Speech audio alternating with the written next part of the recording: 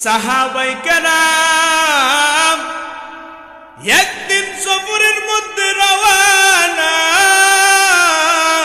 সফরের মধ্যে হাঁটতেছে, সামনে যাইয়া দেখে বিশাল বড় মরুভূমি, কোনো বাড়িঘর নাই। সাহাবায়ে কেরাম তাকাইয়া তাকাইয়া দেখে সন্ধ্যা গনিয়ে আসলো। সন্ধ্যার মধ্যে এখন তো সামনে আর আগানো যাবে না। একজন সাহাবী ডাক দিয়া কয়, কি ব্যাপার, সন্ধ্যা গনিয়ে আসলো, আমরা তো আর সামনে আগাইতে পারবো না। সাহাবী ডাক দিয়া কয়, আমির সাহেবকে ডাক দিয়া কয়, ও আমির সাহেব, আমাদের পেটের মধ্যে বড় ক্ষুধা লাগিয়া গেছে, আর একটা কদম সামনে আগাইতে পারবো না। যেহেতু অন্ধকার হয়ে গেছে, এখানে আমরা তাঁবু টানাইয়া রাত্রটা থাকার জন্য ব্যবস্থা করি। আমির সাহেবকে যখন বললেন পেটে বড় ক্ষুধা লাগিয়া গেছে, আমির সাহেব খানার ব্যবস্থা করার জন্য চতুর্দিকে ছুটতে শুরু করলেন।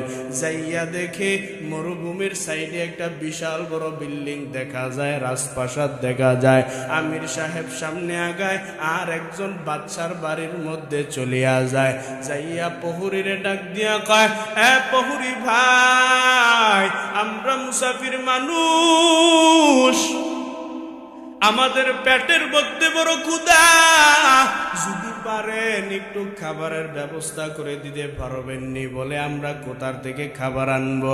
এইদিকে প্রহরীরা মেজাজ গরম হয়ে আছে, কারণ তাদের বাচ্চা অনেক দিন যাবত সুস্থ, কোনো ডাক্তার চিকিৎসা করে সুস্থ করতে পারে না, কোনো ওজা কবিরাজ চিকিৎসা করে সুস্থ করতে পারে না। যখন এই বিপদের মধ্যে পড়ে আছে, এইদিকে সাহাবী যখন ওই যাইয়া প্রহরীর দরবারে যাইয়া খাবার খুঁজলেন, খাবার দিতে পারে না। বলে, যাও যাও, আমরা এখন বিন্দু পরিমাণ খাবার তোমাদেরকে দিতে পারবো না।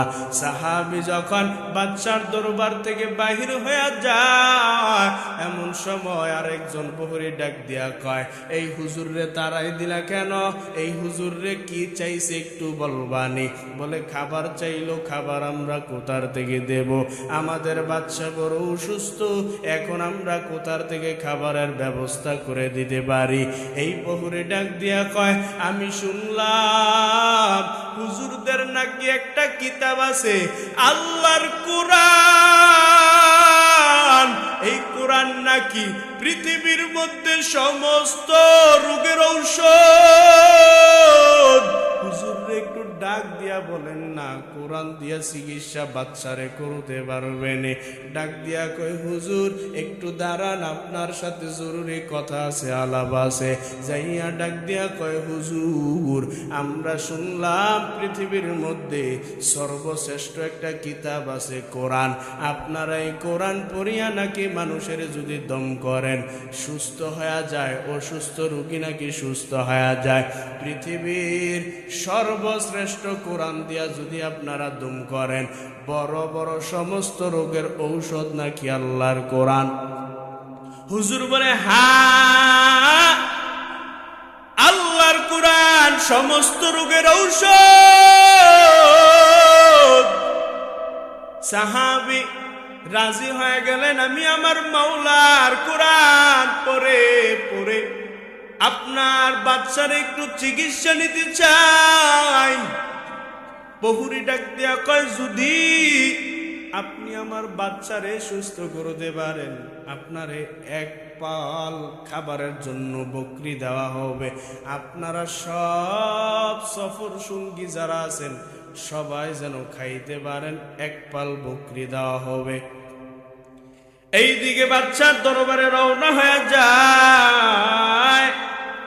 বাচ্চার দরবারে যাওয়ার পর সাহাবী আল্লাহর উপর ভরসা করে বাচ্চার দরবারে যাওয়ার পর আল্লাহর কোরআন থেকে যখন সূরা ফাতিহা একের পর এক তেলাওয়াত করতে শুরু করলেন, পরে আল্লাহর কোরআন কত মধুর, কত মধুর।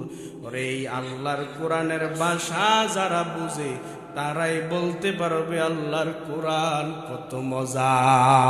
ঠিক নেই? আলহামদুলিল্লাহ।